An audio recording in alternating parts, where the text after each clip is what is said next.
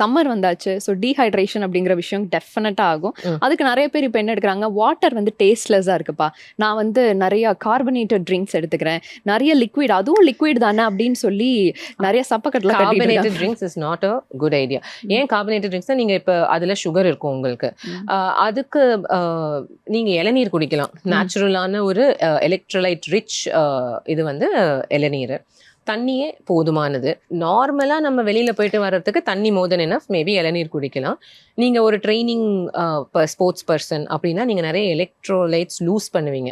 அதுக்குன்னு சில சப்ளிமெண்ட்ஸ் இருக்குது, ஸ்போர்ட்ஸ் சப்ளிமெண்ட்ஸ். அதை நீங்கள் யூஸ் பண்ணிக்கலாம். அது ஒரு ஹார்ம்ஃபுல்லும் கொடுக்காது. கார்பனேட்டட் ட்ரிங்க்ஸ்னால் நீங்கள் எதை சொல்கிறீங்கன்னா சாஃப்ட் ட்ரிங்க்ஸை தான் நீங்கள் மென்ஷன் பண்ணுறீங்க. அதில் சோடாவும் இருக்கும், சுகரும் இருக்கும். Definitely not a good idea. ஸ்பெசிஃபிக்காக நான் கிட்னி பேஷண்ட்ஸை பற்றி சொல்கிறேன். கிட்னி ப்ராப்ளம் இருக்க பேஷண்ட்ஸுக்கு carbonated drinks, especially dialysis patients, திடீர் அவங்க ஒரு டயாலிசிஸ்க்கு நடுவில் அவங்க பாடி வெயிட் இன்க்ரீஸ் ஆகும்.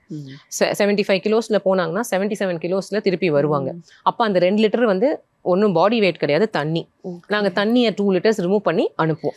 திடீர்னு ஒரு நாள் 3.5 லிட்டர்ஸில் வருவாங்க. 78.5. என்ன ஆச்சு அப்படின்னு கேட்டால், வெளியில் போனேன், கூல்ட்ரிங்க்ஸ் குடித்தேன். கிட்னி பேஷண்ட்ஸ்க்கு இது ரொம்ப ரொம்ப டேஞ்சரஸ். ஏன்னா ஃபாஸ்பரஸ் அதிகமாகவும், பொட்டாசியம் அதிகமாகவும், இதெல்லாமே அதிகமாகவும். ஏன்னா அவங்க கிட்னிக்கு அதுலேருந்து வர அந்த கெமிக்கல்ஸ் எல்லாம் மேனேஜ் பண்ணுற கெப்பாசிட்டி அவங்க பாடிக்கு கிடையாது. ஸோ அது பாடியில் தங்கி போயிடும். அது வந்து நிறைய ஹெல்த் ஹசார்ட்ஸ் காஸ் பண்ணும்.